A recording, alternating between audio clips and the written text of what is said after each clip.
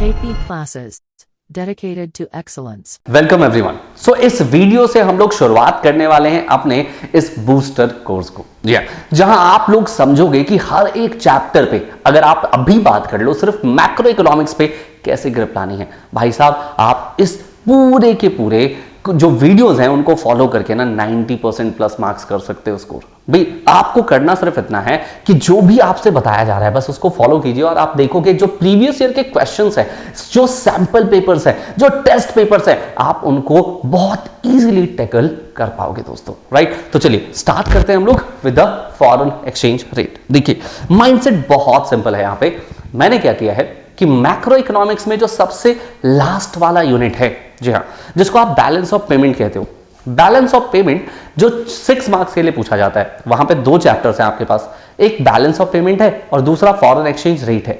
हम सबसे पहले यहां पे सबसे लास्ट वाला चैप्टर जो है फॉरेन एक्सचेंज रेट लेने वाले हैं। जी हाँ, इन दोनों चैप्टर का वेटेज वैसे तो टोटल 6 मार्क्स का है, लेकिन ये 6 नंबर भी आपके लिए इंपॉर्टेंट हो जाते हैं व्हेन इट कम्स टू 40 में से 6 मार्क्स, राइट। तो आपके लिए ये भी एक इंपॉर्टेंट सेगमेंट रहेगा दोस्तों।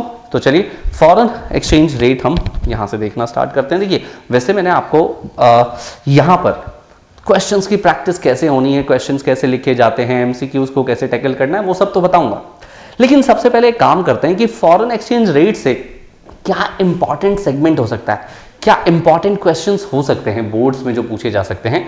हम सबसे पहले वो कॉमन बोर्ड क्वेश्चंस पे बात कर लेते हैं। सबसे पहला क्वेश्चन जो आपको फॉरेन एक्सचेंज रेट में प्रिपेयर करना चाहिए वो है what determines the exchange rate, जी हां, in the flexible system.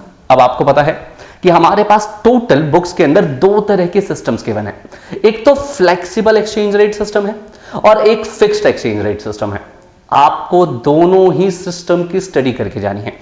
Flexible exchange rate system को भी पढ़ लेना चाहिए आपको और फिक्स्ड एक्सचेंज रेट सिस्टम भी आपको एक बार जरूर पढ़ के जाना चाहिए।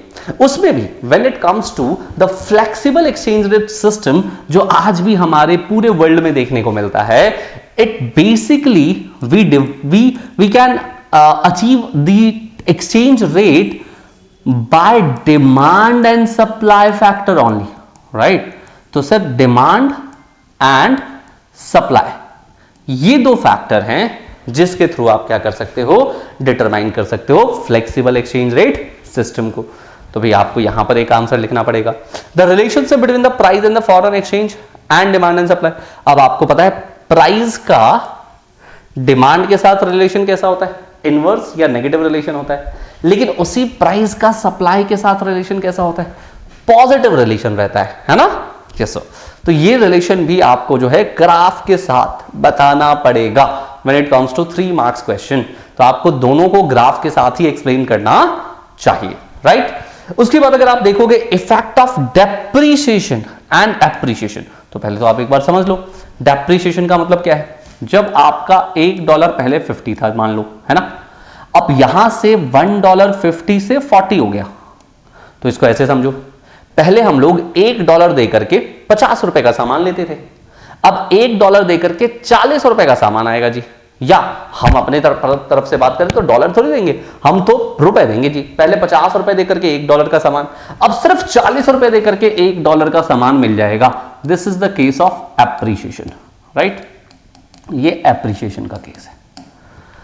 When it comes to कि $1 पहले 50 था, अब $1 जी 60 हो गया है, तो क्या होगा सर, तो सर इसको कहते हो आप डेप्रीशिएशन।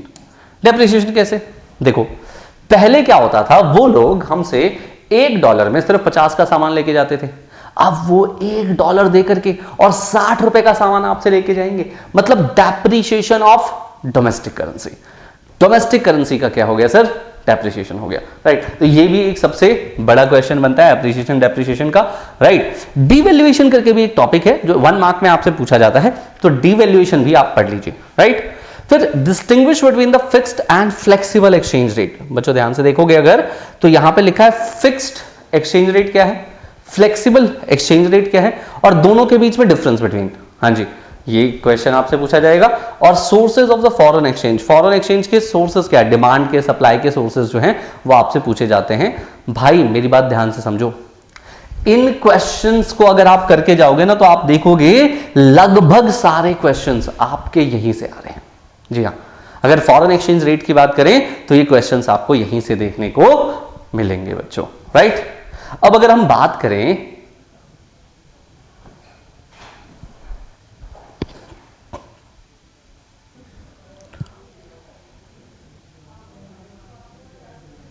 चलिए अब बात कर लेते हैं सर कैसे हम लोग 2025 के जो क्वेश्चंस थे ना उसको हम टैकल करने वाले हैं। 2025 में वैसे अगर मैं बता दूं, सबसे पहले जो एक क्वेश्चन है आपके पास वो स्टेटमेंट बेस्ड। देखो आपको ये बात तो समझ में आ गई होगी कि आजकल जो एमसीक्यूज पूछने का पैटर्न है वो सिंपल नहीं रहा। आजकल ये बिल्कुल ना अलग से हो गया, जहां पर आपके पास 2 स्टेटमेंट होंगे, सब 2 स्टेटमेंट को पढ़ना है और इसके बेसिस पे नीचे 4 ऑप्शंस गिवन है। इन चारों ऑप्शंस का में से कोई एक आपका आंसर होगा। तो चलिए स्टेटमेंट पढ़ते हैं सर। स्टेटमेंट क्या है हमारे पास, that managed floating exchange rate system is an amalgamation of fixed, हाँ जी, fixed and flexible exchange rate system, right. तो manage floating exchange rate system जो है, क्या ये फिक्स्ड और फ्लेक्सिबल एक्सचेंज रेट सिस्टम का कोई अमालगमेशन है? एक क्वेश्चन तो ये है आपके पास। दूसरा स्टेटमेंट जो है आपके पास, that manage floating exchange rate system is also known as hybrid system. इसको आप हाइब्रिड के नाम से जानते हो, राइट, मैनेज को।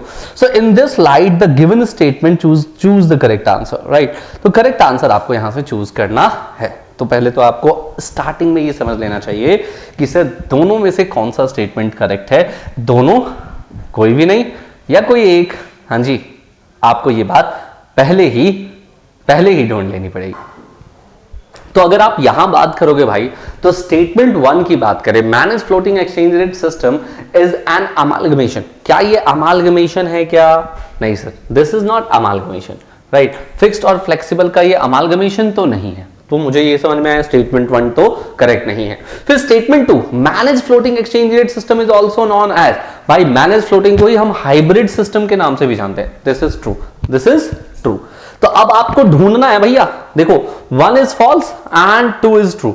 तो इसका आंसर क्या हो जाएगा भाई आपका? B, right. इसका आंसर आपका क्या हो जाएगा? बी इसका आंसर हो जाएगा। नेक्स्ट क्वेश्चन पे आ जाइए। देखिए 2024 में जो क्वेश्चन आया, बहुत ही अच्छा क्वेश्चन आपसे आपके पास, जो मैंने आपसे बताया भी था कि सबसे पहले क्वेश्चन आया 3 नंबर के लिए, distinguish between the fixed exchange rate system and flexible exchange rate system. Guys ध्यान से देखना, इस क्वेश्चन को करने के लिए आपको क्या करना है, सबसे पहले इसकी फॉर्मेटिंग याद रखिए। देखिए फॉर्मेटिंग में आपको यहां पर बेसिस लिखने,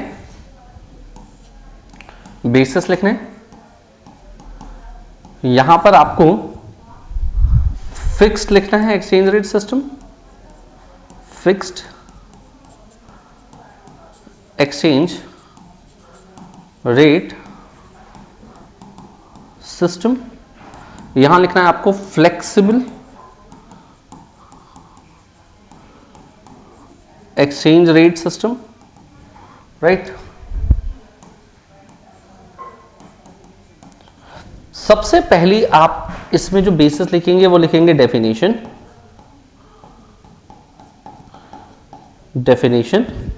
फिक्स्ड एक्सचेंज रेट सिस्टम की डेफिनेशन क्या है sir?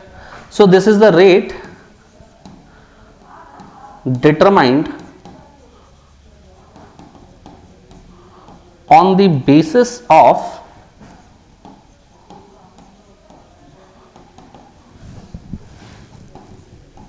gold parity, right? So the flexible exchange rate system is basically the rate determined by the demand and supply of foreign exchange. So foreign exchange means what? It means foreign currency, right? Number 1. So definition is clear, I guess. दूसरा जो point आता है sir, so in use कौन सा है? So it is not used,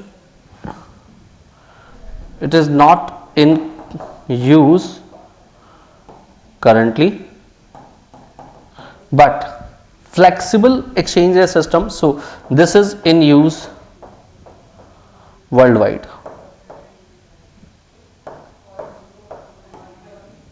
So आप इसको world wide use कर रहे हैं, राइट। नेक्स्ट थर्ड लिख सकते हैं आप, दैट द फैक्टर्स इंपॉर्टेंट कौन कौन से हैं। सो यहां पे gold is important to have, and यहां पे foreign currencies demand and supply, foreign currencies demand and supply, these two things are important over there, right। तो ये फिक्स एक्सचेंज रेट सिस्टम है, ये फ्लेक्सिबल एक्सचेंज रेट सिस्टम है। Generally क्या होता है, it is more variable. Next लिखना है आपको, तो it is less variable, it is fixed, that's why it is less variable, it changes but बहुत सारे समय के बाद ये चेंज होता है। बट फ्लेक्सिबल जो होता है वो क्या होता है sir, it is more variable, ये हर रोज हर समय जो है वो चेंज होता रहता है, that's why it is more variable, right.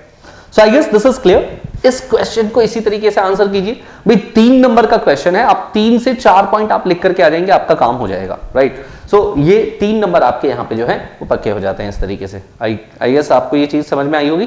देखिए नेक्स्ट क्वेश्चन है, under the flexible exchange rate system.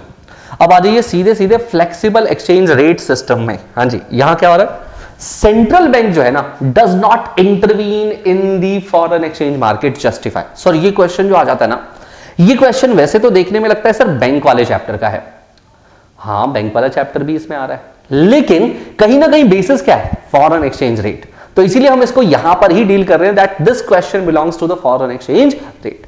यहां मैंने आपको एक सजेस्टेड आंसर दिया है, अगर आप इस सजेस्टेड आंसर को चेक करते हो तो आपको समझ में आएगा कि आंसर कैसा होना चाहिए। सबसे पहले आपको लिखना है, under a flexible exchange rate the rate is determined by the market forces, this is the definition portion, right. तो अगर मेरे से पूछे कि ये वाला पार्ट क्या बताता है, so this part is definition, ये पार्ट जो है वो डेफिनेशन है सर, राइट, नंबर 1। उसके बाद आप देखो इसमें कह रहे हैं क्या सेंट्रल बैंक इंटरवीन करता है, जो हाँ करता है sir.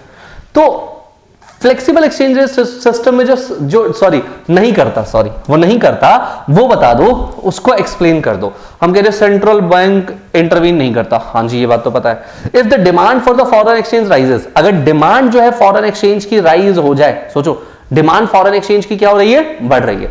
If the demand for the foreign exchange rises the currency depreciates, currency क्या हो जाएगी यहाँ पे, डेप्रिशिएट्स हो जाएगी। हमारे देश की जो करेंसी है वो क्या हो जाएगी, डेप्रिशिएट हो जाएगी, राइट। सो ये बात याद रखिएगा। And if supply rises the currency appreciate, तो सप्लाई राइज हो जाए तो currency, all determined by the market forces, ये दोनों के दोनों मार्केट फोर्सेस पे चल रही है, मतलब no one can control this, the demand factor and the supply factor of the foreign exchange can not controlled by a single person और a country, right. So that's why it is independent. जब आप market forces बोल रहे हो तो market का मतलब क्या है, it is controlled by the whole market and the market is not the individual segment only, है ना। मार्केट में तो बहुत सारे सेगमेंट्स होते हैं ना बच्चे। तो यहां पर आप लोग समझिए कि ये this promotes the automatic adjustment in the external balances with the government interference. ये क्या करता है, ये एक्सटर्नल बैलेंसेस को जो है वो कहीं ना कहीं जो है विदाउट गवर्नमेंट इंटरफेरेंस करता है। अगर गवर्नमेंट का इंटरफेरेंस हो जाए तो नहीं होता, जनरली नहीं होता, जनरली नहीं होता। अगर होता है तो क्या बोलते हैं फिर, डर्टी फ्लोटिंग। फिर क्या बोलते हैं, उस कॉन्सेप्ट को हम लोग नाम देते हैं dirty floating, right. So dirty floating होता है वो, लेकिन यहां जनरली आपको ऐसा देखने को नहीं मिलेगा, right. So this is the apt answer for this question. तो आप ध्यान रखिएगा, ये आपके पास 3 मार्क्स में आया हुआ है 2023 में। Next question again for 3 marks, आप इसको भी बहुत इजीली आंसर कर सकते हो। Explain the impact of what, okay sorry, so this is suggested answer, ये यहां आना चाहिए था, ये ऊपर लिख दिया हमने। Impact of what, domestic currency का डेप्रिसिएशन। अगर सोचो कि जो मेरी डोमेस्टिक करेंसी है, सोच के देखना बेटा, जो डोमेस्टिक करेंसी है अगर ये डेप्रिशिएट हो रही है, डेप्रिशिएट हो रही है, डेप्रिशिएट मतलब $1.50 टू $1, हाँ जी, डेप्रिशिएशन मतलब क्या, पहले हम लोग 50 रुपए देकर के $1 का सामान खरीदते थे, अब 60 रुपए देकर के $1 का सामान खरीद रहे हैं, this is the depreciation. So when the domestic currency depreciates, the foreign buyer, अब foreign buyer के पॉइंट ऑफ व्यू से सोचो, finds domestic currency goods cheaper। कैसे सर? सोचो ना, पहले वो $1 देकर के 50 का सामान ले रहा था, अब वो $1 देकर के 60 रुपए का सामान ले जाएगा। So our goods are more cheaper for them। हमारे जो गुड्स हैं वो उनके लिए क्या हो गए, सस्ते हो गए। बूस्टिंग एक्सपोर्ट डिमांड, इसकी वजह से हमारा एक्सपोर्ट क्या हो जाएगा, बढ़ जाएगा sir, right. So higher the export increases the foreign exchange. और अगर आप ज्यादा से ज्यादा एक्सपोर्ट कर रहे हो विदेशों में, तो विदेशों से क्या आएगा, फॉरेन एक्सचेंज आएगा, विदेशों से जो डॉलर है वो इंडिया में आएगा और इंप्रूव होगा trade position of the country. Balance of payment में इनफ्लो हो रहा है तो ट्रेड पोजीशन तो आपका बढ़ेगा ही बढ़ेगा यहां पे आपका, राइट। सो ये ट्रेड पोजीशन आपका यहां से बढ़ जाता है। करेक्ट है यहां पे, ठीक है। नेक्स्ट देखिए, नेक्स्ट, हाँ जी, ये तो कॉमन बोर्ड क्वेश्चंस मैं आपको ऑलरेडी बता चुका हूं, तो आपको ये समझ में आ गया होगा कि फॉरेन एक्सचेंज रेट को कैसे टैकल करना है, इस पूरे चैप्टर को आपको कैसे टैकल करना है। चलिए मिलते हैं नए चैप्टर के साथ। KP classes dedicated to excellence.